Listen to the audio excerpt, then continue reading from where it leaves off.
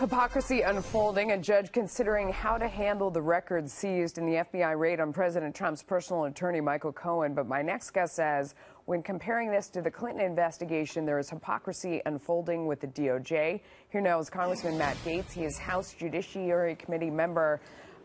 Thanks for joining us. You know, the only concern, though, is, if they handled the Clinton investigation poorly, you don't want them to apply the same loose standards to the next investigation. Right?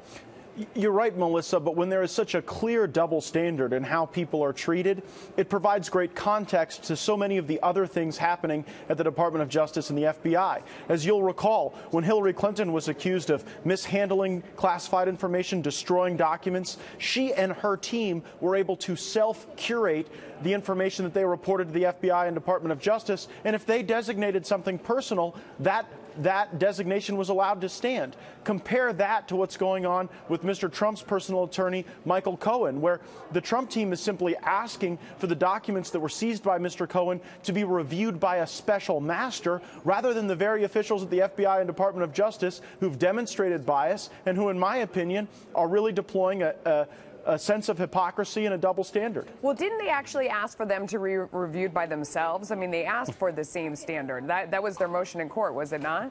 Well, I believe that one of the alternate remedies laid out in that pleading was to have a special master review the documents. The FBI wanted to review them themselves and make their own determination, and that would really penetrate the attorney-client privilege. But look, you've got to have comparable standards. You can't have one standard for the Clintons and another standard for everybody else. That's what's made the country so frustrated. And when I've heard Chuck Schumer crow on the Senate floor about how a judge had to sign on this, I'm reminded that this particular judge was Bill Clinton's nominee for Attorney General in 1993 and officiated the George Soros wedding. So It's not as if this is a judge that has no involvement in politics. No, in fact, you're talking about Kimball Wood, and Kimball Wood did officiate George Soros's most recent wedding, and Nancy Pelosi herself was in attendance. So there's a lot of things in there that don't feel right, but that's why the president was elected, because so many people felt like the Clintons did have their own system of justice that had nothing to do with anyone else in this country and was only for them.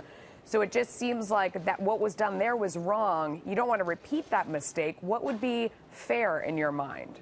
It is very typical in litigation to have a special master review these documents. That happens in discovery disputes in courts all across America every single day.